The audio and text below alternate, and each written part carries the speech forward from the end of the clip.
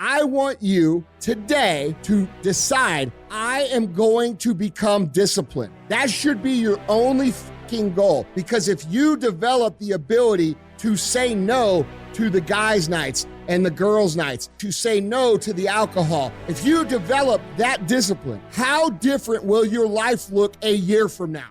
There's nothing that God hates more than sloth and laziness. If God were to create a man and that man were to sit around and do fuck all, God will frown upon you. It's why you're never lucky. If you're listening to this and you think I'm never lucky, I'll tell you why, because God dislikes you because you're fucking lazy. Start to work, start to show God the beauty of his own creations. You'll be amazed how lucky you'll become. Yeah. I don't care how good you are in anything, you don't have discipline, you ain't nobody. Right. You're nothing without discipline, because you give up under the slightest struggle without discipline. 100%. I mean, discipline is doing what you hate to do, but do it like you love it. Doing what you hate to do, but do it like you love it. Be the guy who embraces the ugly, the miserable.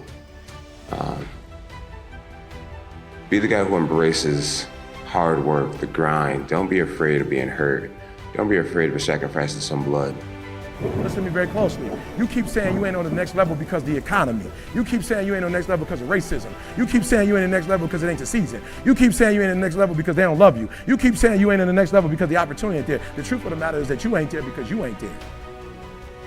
And there are some of you, you know what you want. You know what you want, but you are not personally willing to do the work it takes to get it. What you're trying to do is do what you've done on this level and get the next level. You're trying to do exactly what you're doing on this level. You're like, I'm getting up every day. I'm putting in 2.5. I'm putting in 3, and I'm not getting the opportunity. The opportunity might require 3.5. I'm lifting weights.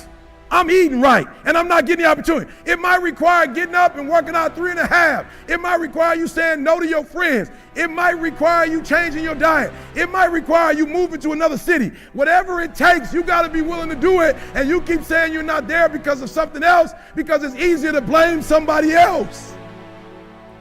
Because now you don't gotta do no work when you blame somebody else. Guess who gotta do the work? They gotta do the work. But guess who got the power? They got the power.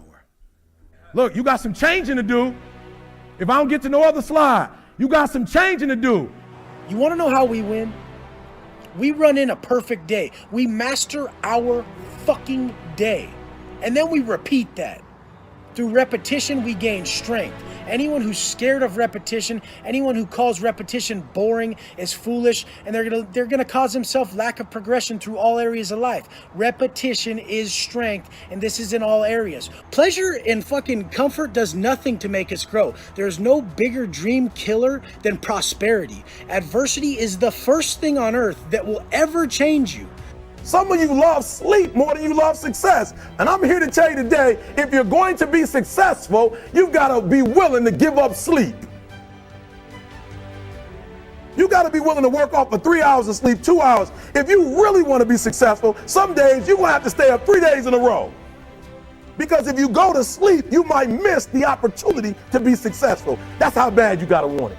You got to go days without, listen to me, you got to want to be successful so bad that you forget to eat. All of your minds are broken. You can't even focus on anything anymore. You're right. You are constantly distracted to the point where you can't even appreciate the good things in your life. You're distracted. Your minds are broken. You need to rewire your mind and resist the slave programming. If you cannot control your own mind, then you are just a feather in the wind of life, because your own mind is the only thing you can control. You can't control the weather. Right. You can't control people. You can't even control whether your heart stops beating. You might have a heart attack tomorrow. You can't control anything besides what you think. If you cannot control your own mind, then you go through life with zero control, zero influence. You can't control anything. You're just a feather in the wind, waiting for life to blow you from happy place to sad place to happy place to sad place, completely hoping on the gods to be fortunate to you, because if any genuine discomfort comes your way, you're fucked. It's so easy to win if you can control your own mind. You can fucking achieve the absolute impossible. You don't need great parents. You don't need like a private school. You don't need to have this humongous GPA and all this other shit. What you need is the one thing I talk about in my book, which is straight up brutal work ethic. You have to be willing to outwork everybody in the world. One thing about life is that people in life, they are the ultimate puppet masters. They exploit your weakness and they love to walk you around life and own space in your head. One of the biggest ways to cut those strings and walk on your own 2 fucking feet to your own destination in life is to build self-respect, self-esteem, self-discipline, all those things. Stay hard is not just about going to the fucking gym. Stay hard is about going that extra step and you feel like you can't. That's what builds self-esteem and self-respect. Stay hard. You gotta start armoring your mind. Start preparing yourself for what's out here in life. Build confidence, build self-esteem. So if people talk shit to you, it doesn't fucking matter. There's been many days where I didn't want to work out. I just didn't feel like I had the energy, and I just forced myself. And I think there's very few people out there that know how to force themselves. You have to have like real rigid requirements of yourself where you don't allow yourself to back out of things and you don't allow yourself to slack off. And I don't think people put those kind of requirements on themselves as if it is a daily principle of life, like what you must get done. And if you did that, I think you'd be healthier and happier, and your body would perform more smoothly. And if you require your body to do things like that, I think it rises to the occasion. There are very few people that have that kind of discipline. So because of that, they come up with excuses. And excuses are a giant part of the problem. It's not simply a physical health issue. There's also mental aspects of it, and discipline's a big one. I just know way too many people who are weak mentally.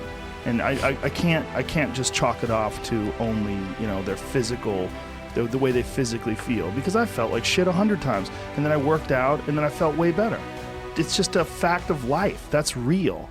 People don't know how to do that. And it's not. And if you're used to doing this, get in your car, sit down, drive to the office, sit down, go to the lunch, sit down, go to the board meeting, sit down, get in your car on the way home, sit down, get home in front of the TV, sit down, then go to the gym, fuck off.